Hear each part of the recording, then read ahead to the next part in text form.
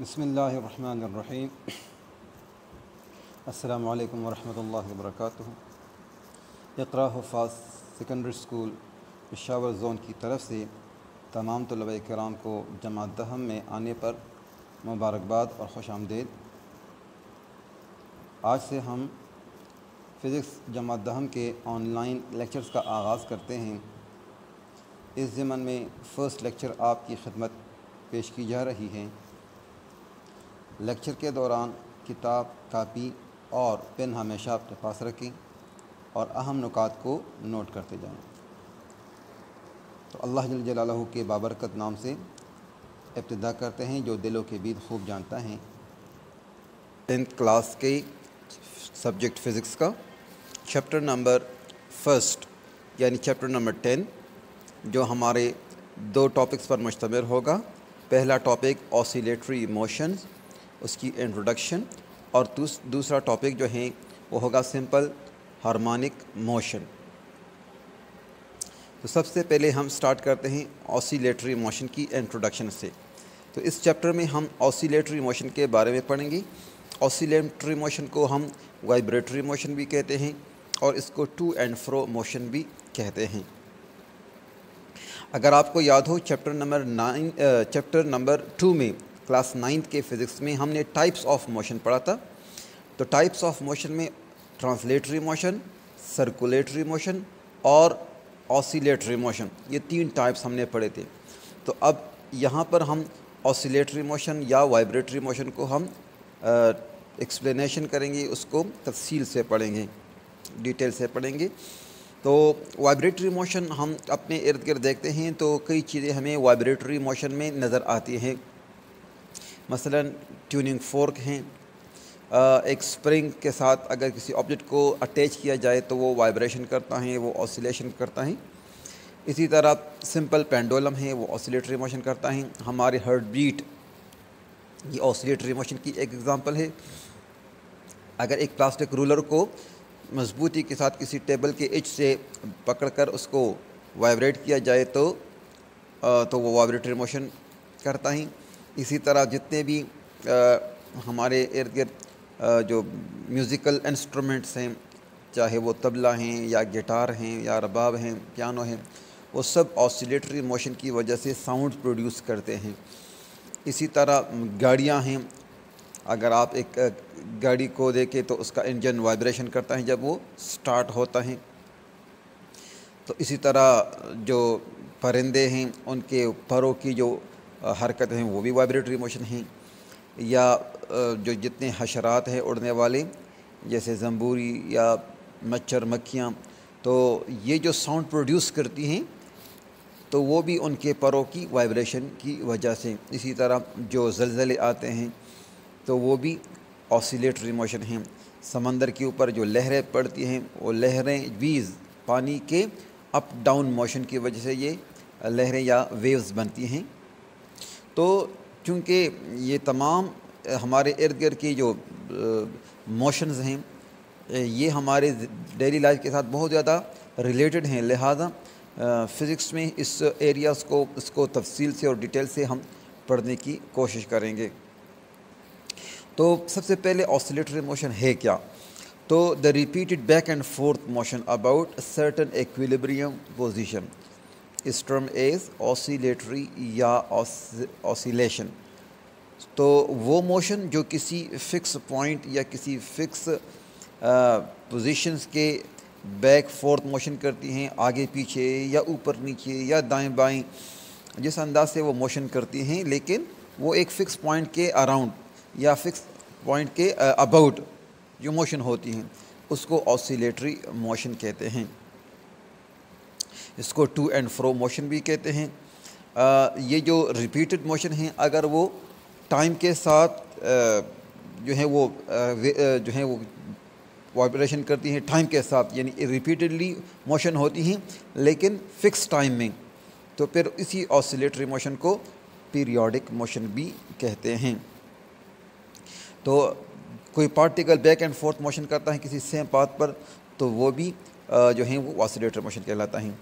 اب oscillatory motion کے ساتھ جو ریلیٹڈ ٹرمز ہیں ان کو ذرا ہم اس ٹرمینالوجیز کو پڑھتے ہیں جو آسیلیٹر موشن کے ساتھ ایسوسیٹڈ ہوتے ہیں. تو اس میں سب سے پہلے ہیں نمبر اے سائیکل یا وائبریشن. سائیکل یا وائبریشن کا مطلب یہ ہوگا کہ ایک کمپلیٹ راؤنڈ ٹرپ کسی وائبریٹری موشن کا کسی فکس پوزیشن کے اباؤٹ ایک کمپلیٹ راؤنڈ ٹرپ یہ وائبریشن کہلاتا ہے. تو جو کمپلیٹ وائبریشن جو ہیں کسی پارٹیکل کا کسی پوائنٹ کے سے مطلب چلتا ہے اور پھر واپس اسی جگہ پر واپس رک جاتا ہے تو اس کو ایک وائبریشن کہتے ہیں. جس طرح ہم سرکل کہتے ہیں کہ کسی کوئی باڈی جو ہے وہ سرکل میں گھوم رہا ہو تو جہاں سے وہ چلنا شروع کرے اور پورا ایک چکر لگا کر پھر اسی جگہ پر واپس پہنچ جائیں تو یہ پورا ایک سائیکل ہوگا, ایک چکر ہوگا. اس کو فزکس میں ایک وائبریشن کہتے ہیں. اور اگر یہ کوئی پینڈولم ہے اور پینڈولم کے مین پوزیشن سے اگر کسی باڈی کو پکڑ کر کسی ایکسٹریم پوزیشن پر لایا جائیں مثلا اے اور وہاں سے چھوڑ دیا جائیں تو جب یہ یہاں سے چلتے چلتے بی پر اور بی سے دوبارہ واپس اے پر پہنچ جاتا ہے تو یہ ایک کمپلیٹ راؤنڈ ٹرپ کہلاتا ہے اور یہ ایک وائبریشن کہلاتا ہے. اچھا, اس کے بعد سیکنڈ ٹرم ہے وہ ہے ٹائم پیریڈ. تو the time required to complete one cycle is called time period, جس کو ٹی سے ریپرزینٹ کیا جاتا ہے اور اس کا جو یونٹ ہے وہ سیکنڈ ہے, یعنی سیکنڈ پر وائبریشن. وہ ٹائم جو ایک وائبریشن کمپلیٹ کرنے کے لیے درکار ہوتا ہے اس کو ٹائم پیریڈ کہتے ہیں اور اس کا یونٹ ہیں سیکنڈز یا سیکنڈ پر وائبریشن یا سیکنڈ پر سائیکل. تیسرے نمبر پر جو ہیں وہ ہے فریکوینسی. تو فریکوینسی کا مطلب ٹائم پیریڈ کے بالکل یہ ریورس ہوتا ہے, یعنی the number of cycles that the particle complete per unit time is called frequency. کسی وائبریٹری موشن کے نمبر آف وائبریشن ایک سیکنڈ میں جو کمپلیٹ ہوتے ہیں وہ کہلائیں گے فریکوینسی, یا اس کو جو ہیں وائبریشن پر سیکنڈ اس کا یونٹ ہوگا, اسمال ایف اس کا سمبل ہوگا, اس کو کبھی میو سے بھی ریپرزینٹ کیا جاتا ہے. So the unit of frequency for are cycle per second یا ہرٹز. تو سائیکل پر سیکنڈ یہ فریکوینسی کا یونٹ اور ٹائم پیریڈ کا یونٹ کیا تھا سیکنڈ پر وائبریشن. تو اس سے پتہ چلتا ہے کہ ٹائم پیریڈ اور فریکوینسی یہ ایک دوسرے کے ریسیپروکل ہوتے ہیں. تو نمبر ڈی میں اسی بات کو بتایا جاتا ہے, the relation between the time period and the frequency.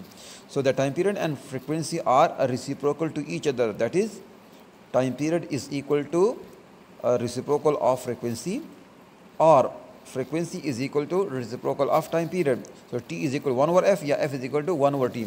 So the product of frequency and time period always equal to 1. پھر اس کے بعد نیکسٹ ٹاپک جو ہیں یہ نیکسٹ جو ٹرم ہے وہ ڈسپلیسمنٹ ہیں. ڈسپلیسمنٹ کا مطلب کیا ہے کہ the distance of oscillatory motion, the distance of oscillatory body from mean position at any instant of time is called displacement, جس کو x سے ریپرزینٹ کیا جاتا ہے. یعنی وہ ڈسٹینس آسیلیٹری موشن کے دوران وہ آسیلیٹری باڈی اپنی مین پوزیشن سے جو بھی فاصلہ طے کریں, تھوڑا زیادہ بہت زیادہ, تو یہ ڈسٹینس جو ہیں یہ ڈسپلیسمنٹ کہلاتا ہیں. آسیلیٹری موشن میں اس ڈسٹنس کو ڈسپلیسمنٹ کہتے ہیں. وہ ڈسٹنس جو آسیلیٹری باڈی یا آسیلیٹنگ باڈی جو ہے وہ اپنی مین پوزیشن سے کسی بھی طرف جو ہیں جو ڈسٹنس کور کرتا ہے اپنے موشن کے دوران, تو وہ ڈسٹنس کا مطلب ہوگا ڈسپلیسمنٹ, اور ڈسپلیسمنٹ کو میٹر میں میجر کیا جاتا ہے. اور نمبر سیکنڈ نیکسٹ جو ہے وہ ہے ایمپلیٹیوڈ. تو ایمپلیٹیوڈ اور ڈسپلیسمنٹ یہ تقریباً ملتے جلتے چیزیں ہیں لیکن تھوڑا سا فرق ہیں.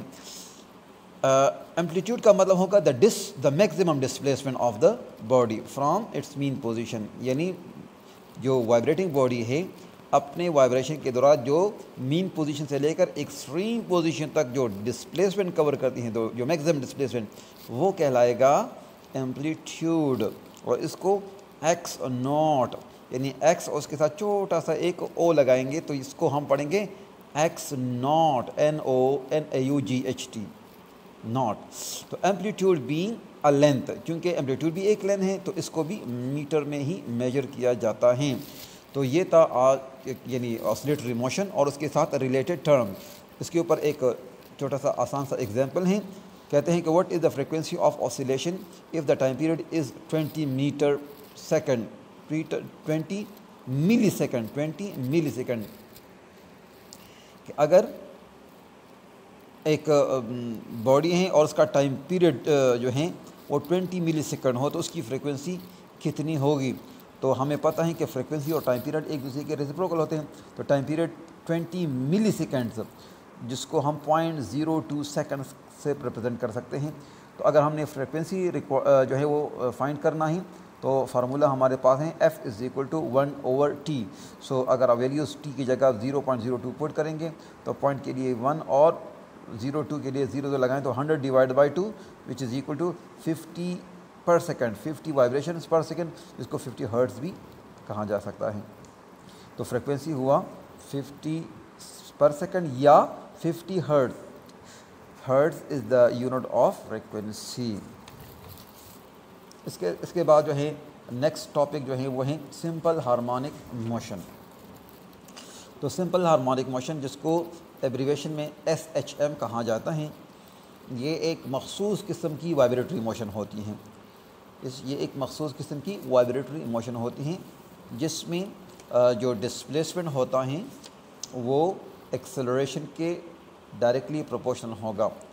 तो वाइब्रेशन और oscillation is repeated back and fourth motion along the same path. ये हमने पढ़ा है कि वाइब्रेशन जो है या ऑसिलेशन वो रिपीटेड मोशन होता है जो किसी सेम पाथ के ऊपर किसी पॉइंट के अबाउट वो बैक एंड फोर्थ मोशन हो कहलाता है। तो वाइब्रेशन किसी वाइब्रेशन जो हैं वो किसी मीन पोजीशन के अबाउट वो जगह के अंदर वाइब्रेशन करता है, उसके अंदर वाक़ होता है। उसके अंदर एक इक्विलिब्रियम पोजीशन होता है। इस इक्विलिब्रियम पोजीशन का मतलब ये होगा कि अगर वाइब्रेशन ना हो तो वो बॉडी रेस्ट फॉर्म में होगा, वहाँ पर वो इक्विलिब्रियम पोजीशन में होगा। इक्विलिब्रियम पोजीशन का मतलब होगा कि वहाँ पर उसकी एक्सेलरेशन ज़ीरो होगी, वहाँ पर उसका एक्सेलरेशन नहीं होगा क्योंकि वो बॉडी रेस्ट फॉर्म में होती हैं। इस वजह से वहाँ पर उसका एक्सेलरेशन ज़ीरो होगा। अच्छा जी, अब अगर इस डायग्राम में अगर आप देखें तो इस डायग्राम में ये जो बॉल हैं किसी बाउल के अंदर रेस्ट फॉर्म में पड़ा हुआ है तो ये उसका इक्विलिब्रियम पोजीशन होगा। अब इस बाउल को अगर हम दाएं या बाएं उठाएं तो ये पोजीशन ऑफ कांटेक्ट, जहाँ पर अगर इसको छोड़ा जाए तो ये इस बाउल के अंदर इस इक्विलिब्रियम पोजीशन के दाएं बाएं जो हैं वो वाइब्रेशन करेगा।